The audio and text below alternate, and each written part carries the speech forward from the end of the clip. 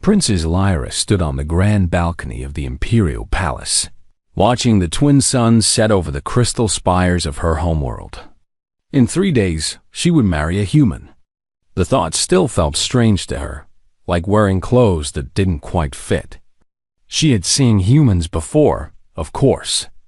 They had arrived in the galaxy only 50 years ago, eager and curious, with their small ships and their endless questions. They were soft creatures, she thought. Weak, but clever enough to be useful. The Zentari Empire had ruled this sector of space for 3,000 years. Her people were warriors, bred for strength and honor. Their bodies were dense with muscle, their skin naturally armored with thick plates that could deflect most small weapons. A Zentari child could break a human's bones with an accidental hug. Everyone knew this. The humans knew it too, which was probably why they were always so careful, so polite, so peaceful around her people. Daniel Cross was exactly like that. Lyra had met him 6 months ago when he arrived as Earth's new ambassador to the Galactic Council. He was tall for a human, with dark hair that was starting to show gray at the temples and warm brown eyes that seemed to smile even when his mouth didn't. He spoke 4 alien languages fluently, including Zentari, which was notoriously difficult for soft-tongued species. He never interrupted anyone in meetings. He never raised his voice. He spent hours listening to boring trade disputes and somehow made everyone walk away happy. Her father, Emperor Thane, had suggested the marriage alliance. Earth was small but strategically located, and the humans had technology that interested the Empire. More importantly, they had something rare, genuine diplomatic skill. They could talk to anyone, make friends with enemies, find compromises where none seemed possible. A marriage would bind Earth more closely to the Zentari Empire. It would show the galaxy that humans were under Zentari protection. Lyra hadn't objected. She was the 3rd daughter, not in line for the throne, and royal marriages were always political. She could have done worse than Daniel Cross. He was kind. He was intelligent. He made her laugh with his strange human jokes that she didn't always understand but enjoyed anyway. When they had dinner together, he asked her questions about her life, her interests, her dreams. He actually listened to the answers. Still, she couldn't shake the feeling that she was marrying someone who would always need her protection. Daniel was so gentle. When a servant dropped a tray in front of him, he had helped clean up the mess instead of punishing the clumsy worker. When a junior ambassador from the aggressive Krell Dominion had insulted him at a state function, Daniel had simply smiled and changed the subject. Lyra's brothers would have challenged the Krell to a duel. Daniel had just walked away. Her best friend, Commander Zara, thought the whole thing was amusing. "You're marrying a pet," Zara had teased over drinks last night. "A very educated, very polite pet. Does he do tricks?" Lyra had defended him, but half-heartedly. What could she say? That Daniel was brave? She had never seen him be brave. That he was strong? Everyone knew humans were physically weak compared to most spacefaring species. That he was dangerous? The thought was almost laughable. Daniel Cross, who spent his evenings reading poetry and learning to play the Zentari harp, dangerous? The wedding preparations consumed the next 3 days. Daniel handled everything with his usual patience. When the Zentari priests explained that the bonding ceremony would involve ritual scarification that would be quite painful for his soft human skin, he simply nodded. "I understand," he said calmly. "I'm honored to participate in your traditions." On the wedding day, Lyra wore the ceremonial armor of her house, polished to a mirror shine. Daniel wore formal Earth diplomatic attire, which looked strange next to the military uniforms of the Zentari guests, but somehow suited him. He stood straight and calm as 1,000 guests from 100 worlds watched the ceremony. The bonding ritual came at the end. The priest took Daniel's hand and Lyra's, pressing them together, then drew a ceremonial blade across both their palms. The cut was deep. It was supposed to be. Blood mixing with blood, pain shared between partners, the foundation of a warrior's marriage. Lyra felt the sharp sting and controlled her expression. As she had been trained since childhood, she glanced at Daniel, expecting to see him grimace or pale. Instead, he was looking at her with those warm brown eyes, a small smile on his face. His hand was steady in hers. When the priest bound their bleeding palms together with silk cord, Daniel didn't flinch. Not once. The pain must have been terrible for a human, but he showed nothing. Later, at the reception, Lyra's uncle, Admiral Cross, clapped Daniel on the shoulder, hard enough to make a Zentari stumble. Daniel barely swayed. "You did well, human," the Admiral said approvingly. Most soft skins would have cried during the bonding. "You have some steel in you after all." Daniel smiled politely. "Thank you, Admiral. Though I think tears at a wedding are considered acceptable in most cultures." "Not in ours," the Admiral laughed. "Welcome to the family." As the night wore on and the celebration grew louder, Lyra found herself watching her new husband. He moved through the crowd with easy grace, speaking with military commanders and trade officials with equal comfort. He accepted their jokes about human weakness with good humor. He never seemed offended or embarrassed.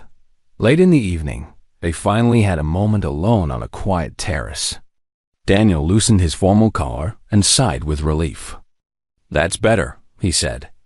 "Earth formal wear is almost as uncomfortable as it looks."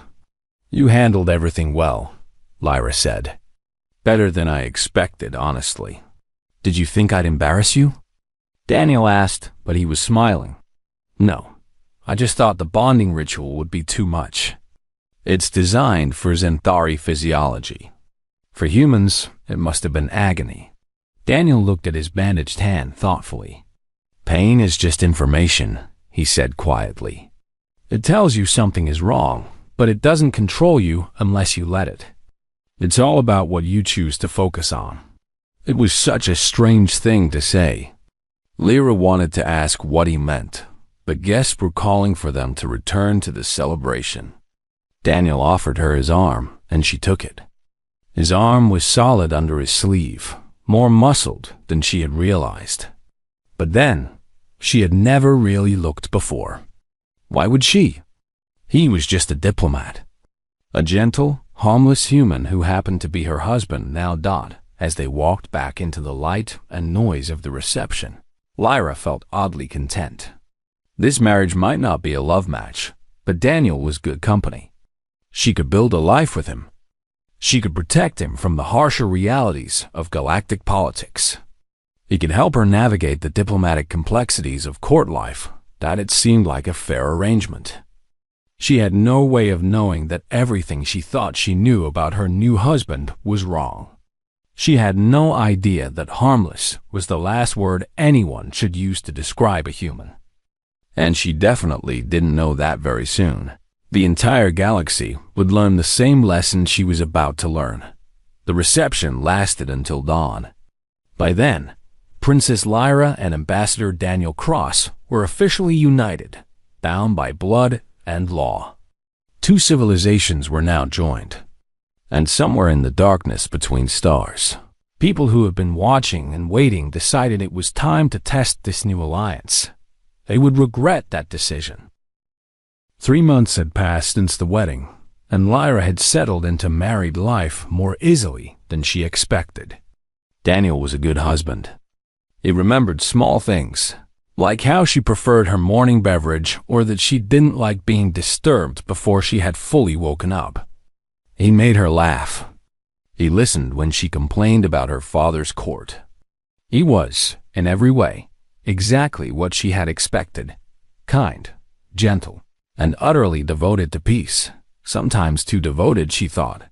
Just last week, a Krull trade delegation had been deliberately insulting during negotiations. They kept referring to humans as the soft ones and suggesting that Earth had nothing of value to offer the galaxy.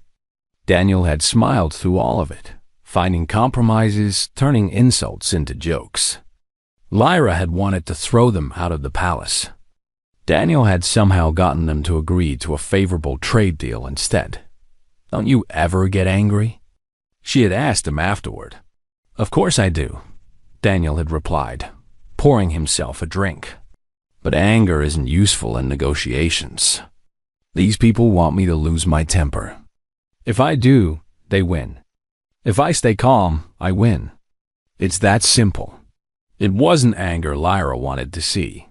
It was fire, passion, some sign that her husband had a warrior spirit underneath all that diplomatic training. But she was beginning to accept that humans simply weren't built that way. They were thinkers, not fighters. There was no shame in that, she told herself. The galaxy needed both kinds of people. The state dinner was supposed to be a routine event. Representatives from a dozen worlds were gathering to celebrate the anniversary of the Galactic Council's founding. Lyra wore a formal gown instead of armor, since this was a peaceful occasion. Daniel wore his Earth diplomatic uniform, dark and simple, with just a few medals that Lyra had never bothered to ask about. The Great Hall was magnificent, filled with dignitaries from across the galaxy. Long tables were loaded with food from 100 worlds. Music played softly in the background. Lyra sat beside Daniel at the high table, making small talk with the Valorian ambassador on her other side. Everything was perfectly normal, until it wasn't. The first sign of trouble was a servant dropping a tray near the entrance. Nothing unusual about that, except the way the servant moved afterward. Too fast, too purposeful. Lyra's warrior training kicked in, and she was halfway out of her seat when the servant's disguise flickered and failed. Underneath was a Krell, warrior in light combat armor. Assassins. Someone screamed. The hall erupted into chaos. Guests were diving under tables or running for exits. Palace guards were reaching for weapons. And 6 Krell warriors in active camouflage were appearing throughout the hall like ghosts becoming solid. The nearest assassin was already moving toward the high table. Toward Daniel. The Krell's energy blade was out and humming with lethal power. Lyra was fast, but she was on the wrong side of the table. The palace guards were too far away. She watched in horror as the blade came down toward her husband's head. Daniel moved. It happened so fast that Lyra's eyes couldn't fully track it. One moment Daniel was sitting calmly in his chair. The next moment he was standing beside it, and the Krell assassin was stumbling forward, off balance. Daniel had somehow avoided the blade, stepped inside the Krell's guard, and struck the attacker's wrist with the edge of his hand. The energy blade clattered to the floor before the Krell could recover. Daniel grabbed the assassin's arm, twisted it in a way that made even Lyra wince, and used the attacker's own momentum to flip the much larger alien over his hip and into the table. Plates and glasses went flying. The Krell hit the ground hard and didn't move. The entire sequence had taken perhaps 2 seconds. Lyra stared. Around the hall, everyone had frozen, watching. The other 5 assassins had paused, clearly not expecting resistance from a human diplomat. Daniel picked up the fallen energy blade. He held it loosely, naturally, like someone who had done this 1,000 times before. "Lyra," he said calmly, not taking his eyes off the other attackers, "get behind me." She should have been offended. She was a Zentari princess, trained in combat since childhood. She should have been protecting him. But something in Daniel's voice made her obey without thinking. She moved behind him, watching in amazement as her gentle, peaceful husband faced down 5 trained killers. The second assassin rushed forward. Daniel didn't meet the charge head-on like a Zentari would. Instead, he sidestepped at the last possible moment, cut the attacker's leg with the energy blade as he passed, and kicked the wounded Krell into a support pillar. The assassin crumpled. 2 more came at once, trying to flank him. Daniel moved like water, flowing between their attacks. He blocked one blade with his own, ducked under another strike, and somehow ended up behind both attackers. 2 quick strikes to the backs of their necks, and both Krell dropped unconscious. By now the palace guards had arrived, weapons drawn. But they stopped, staring at the scene in disbelief. Daniel Cross, Earth's gentle ambassador, was standing in a combat stance over 4 unconscious Krell assassins. The remaining 2 attackers had backed away, clearly reassessing their mission. "You can surrender," Daniel said quietly. "I'd prefer that." The assassins looked at each other. Then, perhaps deciding that discretion was the better part of valor, they dropped their weapons and raised their hands. Palace guards swarmed forward, securing the prisoners and checking the unconscious attackers.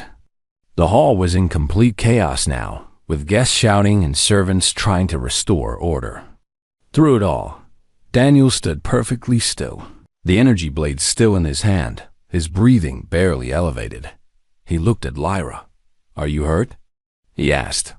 Lyra couldn't find her voice. She shook her head. "Good," Daniel said. He deactivated the energy blade and set it carefully on the table. Then he straightened his diplomatic uniform, which had barely been disturbed. "I apologize for the disruption," he announced to the room. "Perhaps we should adjourn for the evening." The head of palace security arrived, a massive Zentari named Commander Torque. He stared at the unconscious assassins, then at Daniel, then back at the assassins. "Ambassador Cross," he said slowly, "did you do this?" "The guards were too far away," Daniel explained. "I had to act. I hope I didn't overstep." "Overstep?" Torque looked like he couldn't decide whether to laugh or salute. "You just disabled 6 Krell combat specialists. By yourself. In evening wear." Daniel shrugged. They weren't expecting resistance. Surprise is a powerful advantage. Other ambassadors were gathering now, all staring at Daniel with new expressions. Fear, respect, suspicion. The Valorian ambassador, a military veteran, approached carefully. "Those were advanced techniques," he said quietly. "Multiple combat disciplines.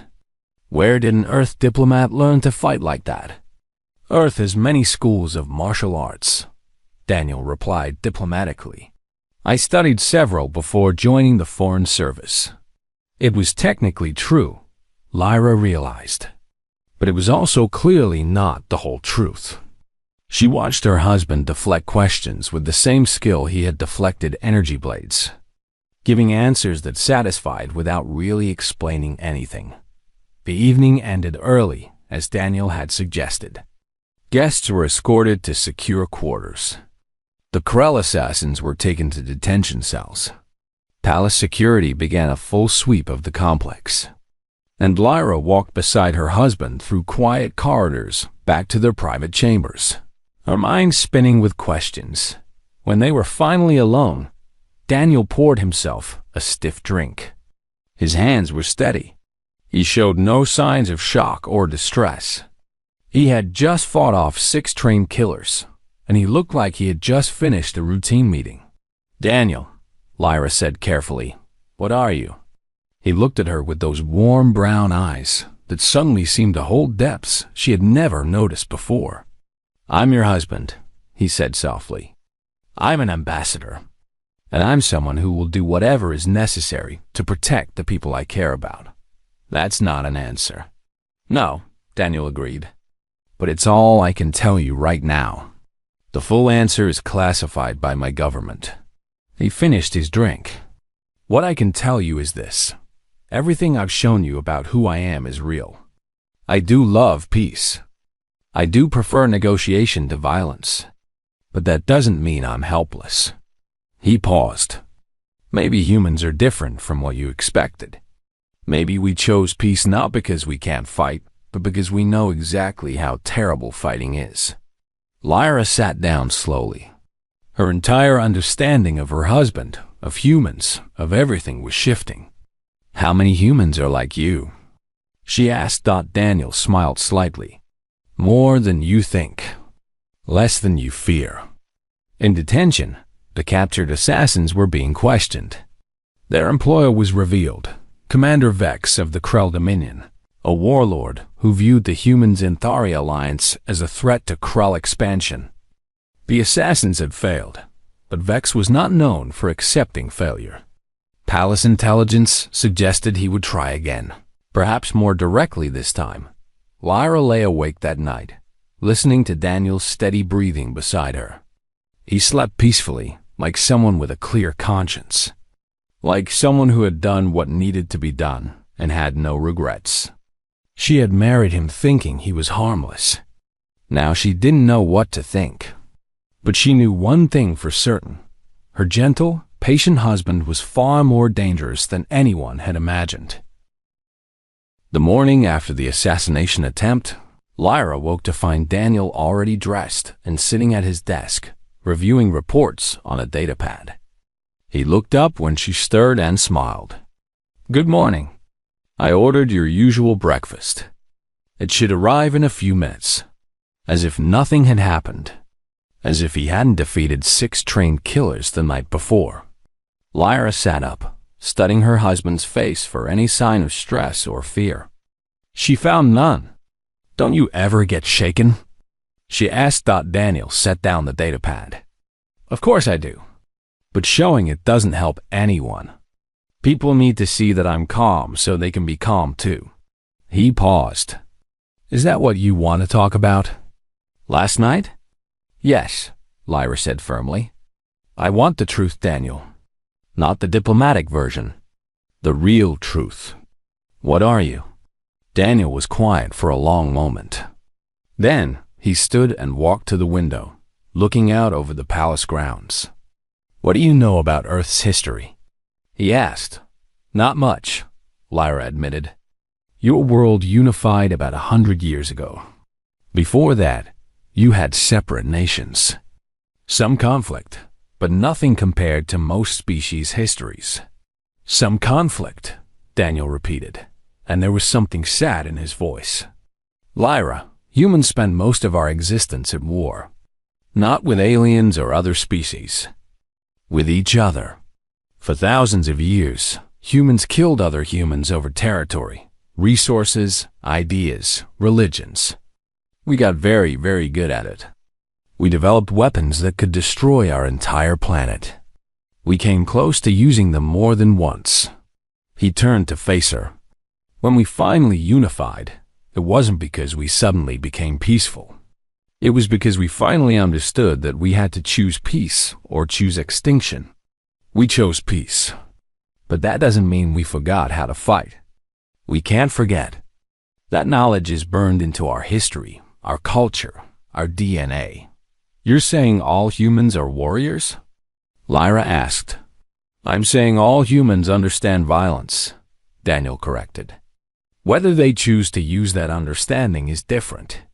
Earth's government decided that the people who would represent us to the galaxy should be people who truly understood the cost of war. People who had seen combat, who had lived through violence, who knew exactly what they were preventing every time they chose negotiation over force." Lyra felt something cold settle in her stomach. "You were a soldier." "I was a lot of things," Daniel said. "But yes, before I became a diplomat, I served in Earth's military. I was part of a special operations unit. We did difficult things in difficult places. When Earth joined the galactic community, they asked veterans like me to join the diplomatic corps. They said we would be better at keeping the peace because we knew what the alternative looked like. Why didn't you tell me this before? Would you have believed me?" Daniel asked gently. 3 months ago, if I had told you I was a trained soldier, would you have seen anything but a harmless human trying to sound impressive? You needed to see it for yourself." He was right, and Lyra hated that he was right. She had been so certain that humans were weak. That certainty had blinded her. "What else don't I know?" she asked. "A lot," Daniel admitted. "But you're about to learn more, whether we want you to or not. Commander Vex isn't going to stop. Palace intelligence intercepted a communication this morning. He's coming here personally. He wants to challenge me to single combat. That's insane. He's one of the Krell's best warriors. He's killed hundreds of opponents. You can't possibly. Lyra stopped, remembering last night.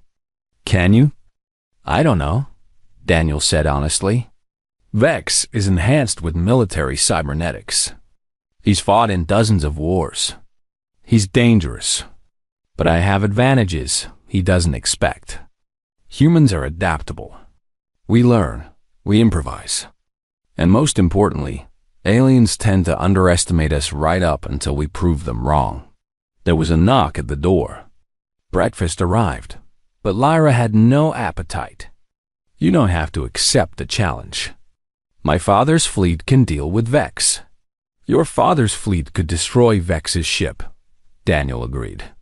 But that would start a war with the Krell Dominion. They're looking for an excuse to attack the Alliance. If we respond with force, we give them that excuse. If I accept the challenge and win, Krell honor culture means they have to back down. And if you lose? Daniel smiled. Then you'll be a widow, and Earth will send another ambassador. Probably Karen Walsh. She's very good, though she has less patience than I do. Lyra stood up, angry now. This isn't funny. You're talking about dying like it's just another diplomatic problem to solve. I'm not planning to die, Daniel said seriously. But I am planning to fight. This isn't just about me, Lyra. It's about showing the galaxy who humans really are. We've been polite and peaceful for 50 years. That's good. That's what we want. But some people have mistaken politeness for weakness. They need to learn the difference. Before Lyra could respond, her father's personal guard arrived with a summons. The Emperor wanted to see both of them immediately. They dressed formally and went to the throne room, where Emperor Thane was meeting with his military commanders and intelligence officers. Ambassador Cross, the Emperor said formally. We have confirmed that Commander Vex is en route with a full battle group. He has sent a formal challenge. He claims you dishonored the Krell by defeating his assassins and demands satisfaction in single combat. I accept, Daniel said immediately. You can't be serious, Admiral Cross growled. You're a diplomat, not a gladiator. Let us handle this with military force. That's exactly what Vex wants, Daniel replied. He's trying to provoke a war. If I fight him personally, it stays contained. If the Empire responds militarily, the Krell will claim aggression and rally their allies. The human is right, said General Thane, the Emperor's eldest son and Lyra's brother. Krell honor culture gives us no choice. If we refuse the challenge, they'll see it as cowardice. If we attack the battle group, we're the aggressors. The challenge must be answered. The Emperor looked at Daniel thoughtfully. I saw the security footage from last night. You fight well for a diplomat. But Vex is another matter entirely. Are you certain you want to do this? Yes, Your Majesty. Then it will be arranged. The combat will take place on Neutral Station 7 in 2 days. That gives you time to prepare. The Emperor paused. It also gives me time to learn more about you, Ambassador Cross. I've requested your full military record from Earth's government. I suspect I've been as blind as my daughter. Daniel bowed respectfully. I've never lied about what I am, Your Majesty. I simply didn't advertise it. Over the next 2 days, Lyra watched as Daniel prepared for the fight. Other humans from Earth's diplomatic mission arrived to help. She met Captain Karen Walsh, a sharp-eyed woman who had apparently been Daniel's commanding officer in the military. She met Lieutenant Ben Harper, who was officially listed as a trade negotiator, but moved like a predator. She met half a dozen other diplomats and trade officials, who all had that same quality, a dangerous calm hidden under professional courtesy. We're all veterans, Karen explained when Lyra asked. Earth's policy is simple. We send our warriors to make peace, because warriors understand what peace costs. We send our killers to prevent killing, because killers know what that means. Daniel is one of the best of us. If anyone can handle Vex, it's him. But what if he can't? Lyra asked quietly. Karen's expression softened slightly. Then we make sure Vex doesn't enjoy his victory for long. But it won't come to that. Daniel doesn't lose fights that matter. Trust me. I've seen him in worse situations than this. Lyra wanted to ask what situations could possibly be worse than fighting a cybernetically enhanced Krell warlord. But she didn't. Instead, she watched Daniel train. He moved through combat exercises with fluid precision, practicing techniques that looked nothing like Centauri fighting styles. He was faster than she expected, more flexible, more creative in his movements. And beneath it all was something she was beginning to recognize: absolute focus. When Daniel fought, there was no hesitation, no fear, only pure calculated response. On the evening before the challenge, they were alone in their quarters. Daniel was checking his equipment, simple light armor and a standard plasma blade. Nothing fancy. Nothing to give him an unfair advantage. "I know you're scared," he said without looking up. "I would be too, if our positions were reversed." "I'm not scared," Lyra lied. Daniel smiled and finally looked at her. "Yes, you are." "That's good. It means you care. But you need to trust me. I've been preparing for fights like this my entire adult life. Everything I am, everything I've learned, it's all been leading to moments like this. I'm not going to let you down." "Promise me something," Lyra said. "Promise me you'll come back." Daniel crossed the room and took her hands. "I promise I'll do everything in my power to come back to you. But if something goes wrong, you need to know this. Meeting you, marrying you, these last few months have been some of the happiest of my life. You've reminded me why we fight so hard for peace. Why it matters." Lyra pulled him close, and they held each other in the quiet evening light. Tomorrow, the galaxy would watch her husband fight for his life. Tomorrow, everyone would see what she was just beginning to understand. Humans were not harmless. They were not weak. They were something far more dangerous than that. They were survivors who had learned to hide their teeth until the exact moment those teeth were needed. Neutral Station 7 orbited a dead moon at the edge of disputed space. It was ancient, built by a long-extinct species, and now served as neutral ground for settling conflicts between galactic powers. The combat arena at its center had seen thousands of duels over the centuries. Today, it would host one more. The station was crowded. Word of the challenge had spread across the galaxy, and representatives from dozens of species had come to watch. Not just because a human diplomat was fighting a legendary Krell warrior. Everyone wanted to see what would happen. Would the humans in Thari alliance hold? Would the Krell Dominion gain the excuse for war it wanted? The political implications were enormous. Lyra stood in the observation deck reserved for family and close associates, watching the arena below through reinforced glass. Her father was beside her, along with her brother and several high-ranking military officers. On the opposite side of the arena, she could see Krell officers in their dark armor. Probably Vex's command staff. Karen Walsh stood nearby, arms crossed, watching the arena with an expression of professional interest. "He'll be fine," she said quietly, noticing Lyra's tension. "I've seen Daniel fight in worse conditions. Much worse." "Tell me," Lyra said. Karen considered, then nodded. 5 years ago, Earth was helping a colony world fight off raiders. Daniel's team was supposed to extract hostages from a fortified compound. The intelligence was wrong. There were 3 times as many raiders as expected, and they were better armed. Daniel's team was trapped, outnumbered, and running out of ammunition. What happened? Daniel happened, Karen said simply. He adapted. He improvised. He used the environment, used psychology, used everything he could think of. By the time reinforcements arrived, the hostages were safe and half the raiders had surrendered. The other half were unconscious. Daniel had taken a bullet through the shoulder and kept fighting for 6 hours afterward. She looked at Lyra. "Your husband doesn't quit. He doesn't know how." Before Lyra could respond, a tone sounded through the station. The challenge was about to begin. Daniel entered the arena from one side, wearing light combat armor in Earth's colors. He carried a standard plasma blade and nothing else. He looked calm, focused, like he was about to start a routine training exercise. As he walked to the center of the arena, cameras tracked his every movement, broadcasting to millions of viewers across the galaxy.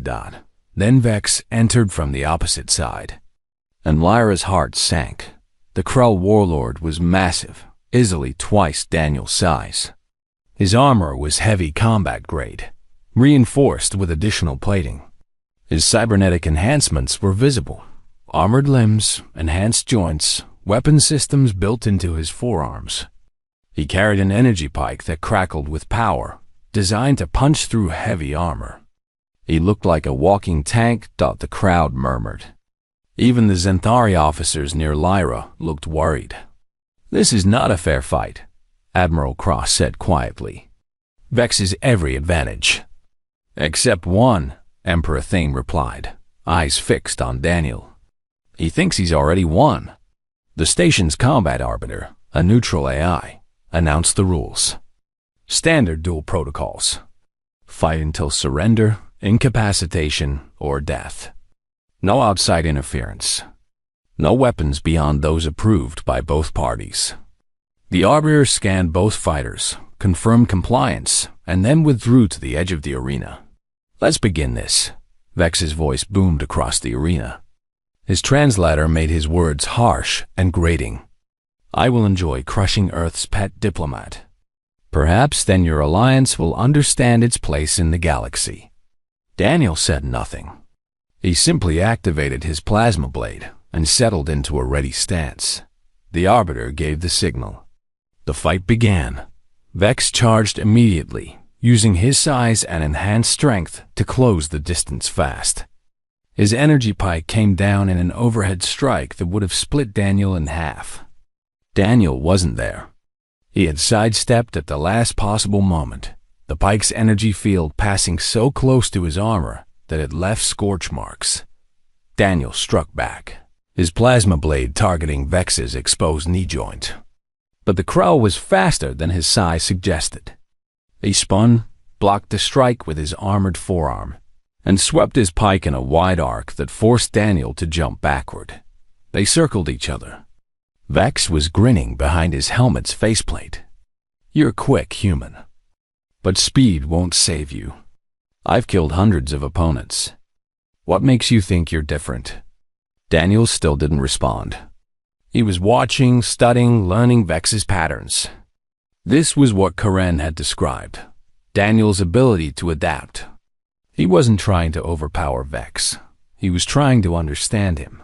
Vex attacked again, this time with a combination of strikes that should have been impossible for something so large to execute so quickly. Pike strikes high and low, kicks that could shatter bones, grappling attempts with those cybernetically enhanced arms. It was a display of raw power and technical skill combined. The crowd gasped at several points, certain Daniel would be caught, but he never was. Daniel flowed around the attacks like water, never quite where Vex expected him to be. He was giving ground, constantly moving backward, but he wasn't taking damage. And slowly, Lyra began to understand what he was doing. He was tiring Vex out. Those cybernetic enhancements were powerful, but they required energy. Every missed attack, every moment of maximum output was draining Vex's systems. "Clever," Emperor Thane murmured. "He's fighting the long game." Vex seemed to realize it too. His attacks became more frustrated, less controlled. "Stand and fight," he roared. "Stop running like a coward." Finally, Daniel spoke. His voice was calm, almost conversational, but it carried across the arena. "I'm not running. I'm waiting. Waiting for what? For you to make a mistake." Vex's laugh was bitter. I don't make mistakes, human. Everyone makes mistakes, Daniel replied. You've already made 3. Want to know what they were? It was psychological warfare now. Lyra could see it working. Vex was angry, which made him sloppy. His next attack was too aggressive, overextended. And Daniel saw the opening. He ducked under the pike strike, close to grappling range where the long weapon was useless, and drove his plasma blade into the gap between Vex's chest and shoulder armor. The Krell roared in pain. Warning lights flashed on his cybernetic systems. Daniel withdrew immediately, dancing backward before Vex could grab him. First mistake, Daniel said calmly. You assumed I couldn't hurt you. Vex switched his pike to his other hand, compensating for the damaged shoulder.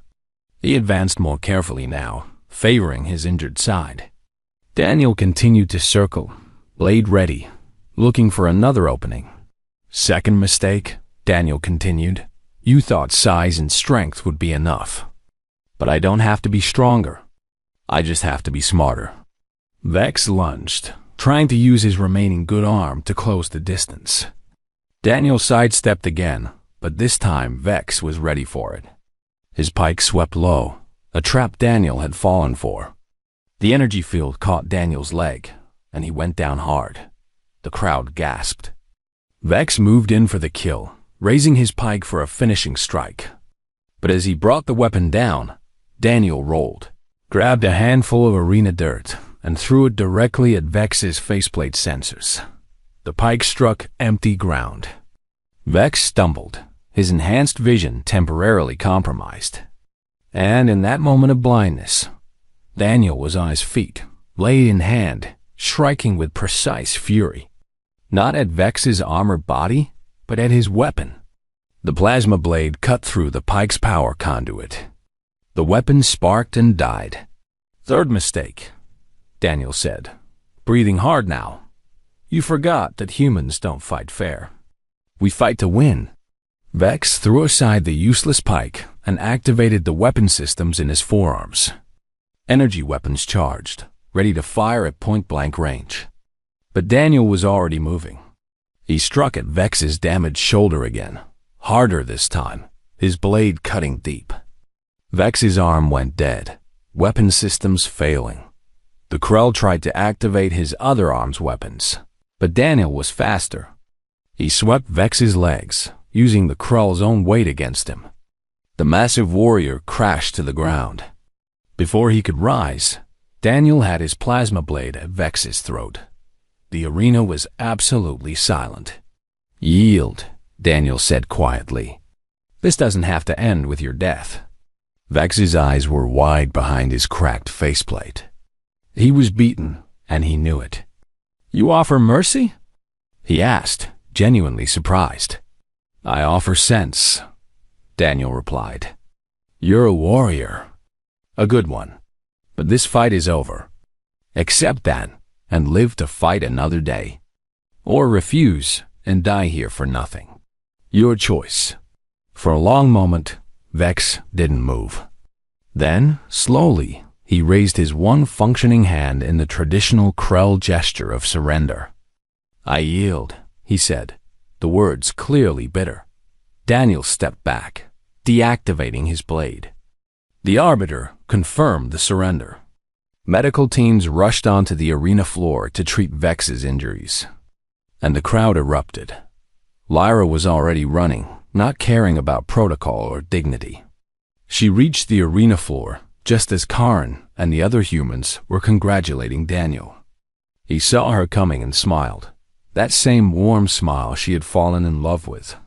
Then she was in his arms, holding him tight, feeling his heart beat strong and steady.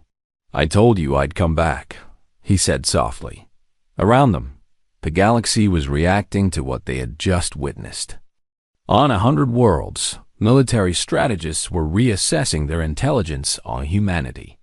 Diplomatic channels were lighting up with urgent communications. Everyone who had dismissed humans as weak was... The week following the duel was unlike anything Lyra had ever experienced.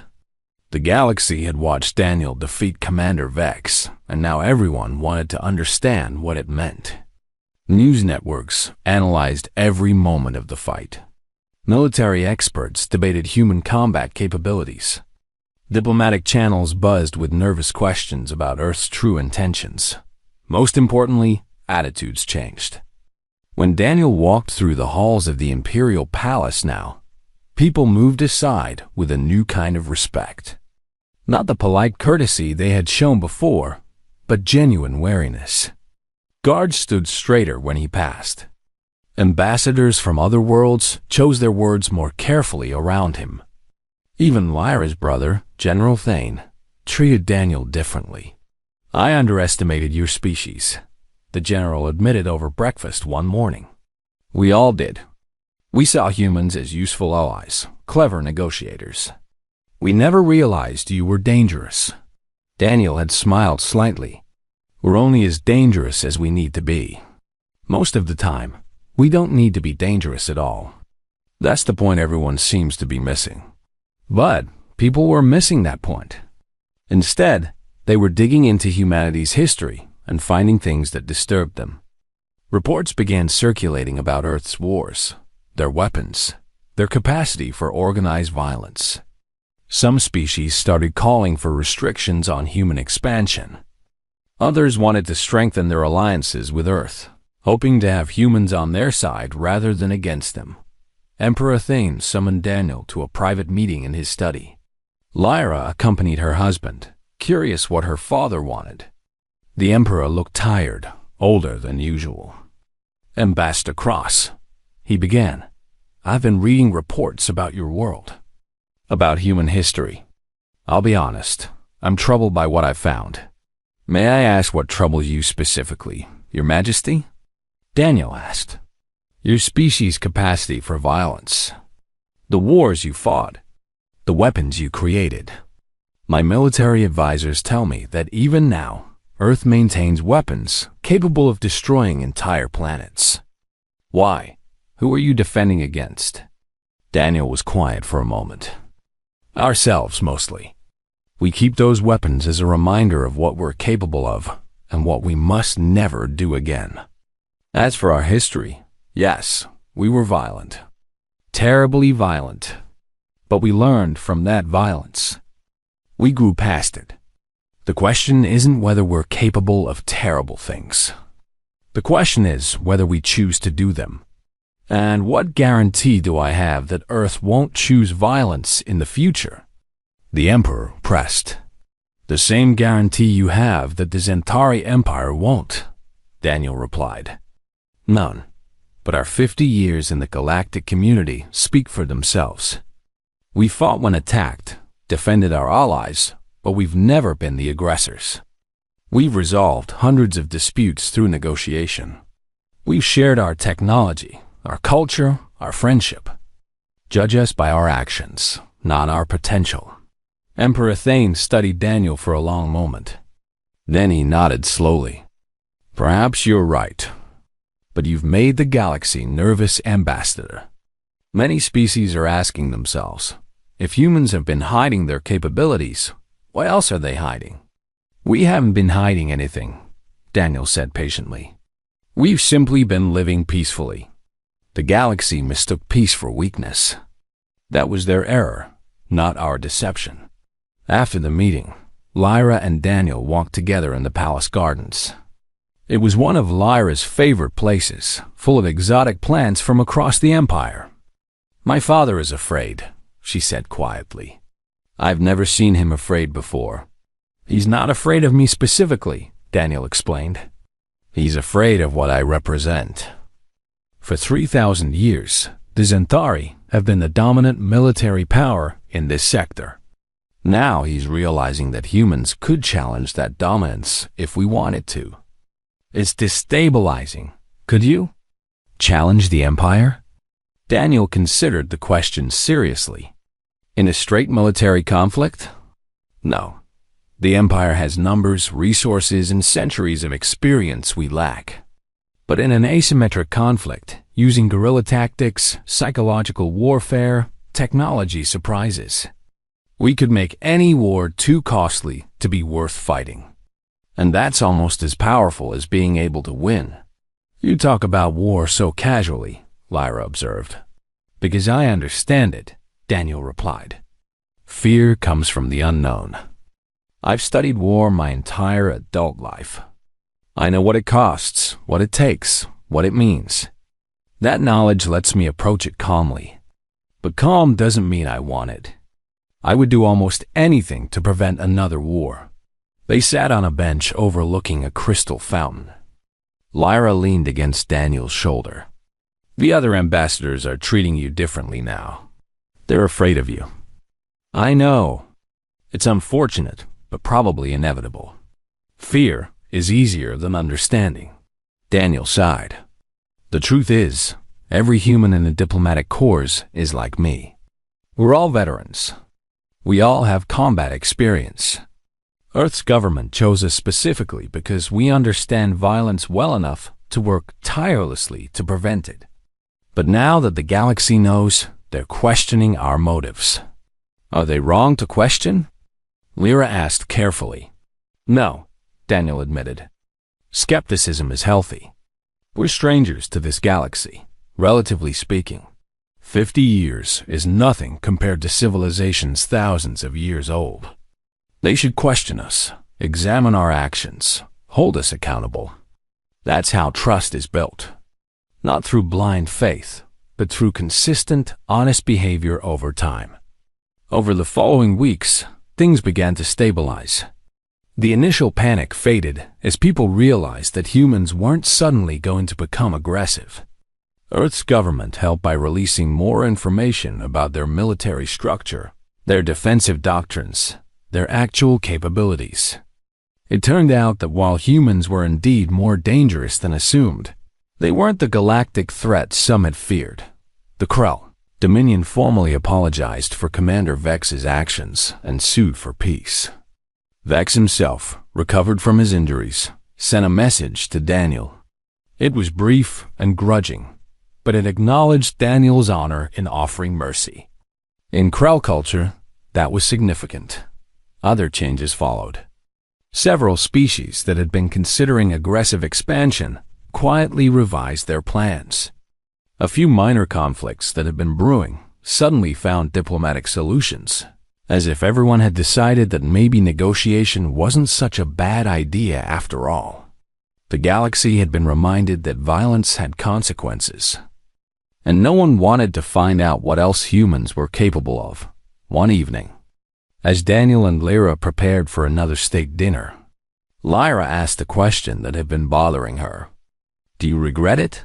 That duel? You've made everyone afraid of humans now. That can't be good for diplomacy. Daniel adjusted his formal collar thoughtfully. In the short term, fear is disruptive. But in the long term, I think it's actually better. Before, species like the Krell saw humans as safe targets. Weak things they could push around or eliminate if convenient. Now they know there's a cost to attacking us. That knowledge prevents conflicts before they start. So you wanted them to be afraid? No, Daniel said firmly. I wanted them to be respectful. There's a difference. Fear makes people unpredictable, dangerous. Respect makes them careful, thoughtful. Over time, the fear will fade. The respect will remain. At least, that's the hope. The state dinner went smoothly. Daniel moved through the crowd with his usual diplomatic grace, and gradually, Lyra noticed something. While some ambassadors were still nervous around Daniel, others were actually engaging with him more openly. The Valorian ambassador, a military veteran himself, spent an hour in deep conversation with Daniel about strategy and tactics. The Thurian trade minister asked Daniel's advice on handling a difficult negotiation with a more aggressive species. Karen Walsh appeared at Lyra's elbow, watching Daniel work the room. He's good at this, Karen observed. Always has been. He could have stayed in the military, made general probably. But he wanted to do more than fight wars. He wanted to prevent them. How many other humans are like him? Lyra asked. In the diplomatic corps? All of us. In the wider population? More than you'd expect. Earth trains most of its citizens in at least basic self-defense. Our history taught us that being able to defend yourself means you're less likely to be attacked. But it also taught us that being good at violence doesn't mean you should use violence as your first option. It seems like a contradiction, Lyra said. Warriors who choose peace. Karen smiled. Maybe. Or maybe it's the only way peace ever really works. If peaceful people can't defend themselves, they get conquered by violent people. If violent people can't control themselves, they destroy everything. We're trying to be both, capable of violence when necessary, but committed to peace whenever possible. It's not easy, but it's better than the alternatives. Months passed. The immediate crisis faded into memory, but its effects lingered. The Human-Centauri alliance grew stronger, with both sides understanding each other better. Other species approached Earth more carefully, but also with greater respect. Several important trade deals were finalized. A few military cooperation agreements were signed. Slowly, humans were becoming integrated into the galactic power structure. Lyra found herself changing too. She no longer saw Daniel as someone who needed her protection. Instead, she saw him as a partner, equally capable, equally strong in his own way. They learned to work together, combining Centauri honor with human adaptability, military strength with diplomatic skill.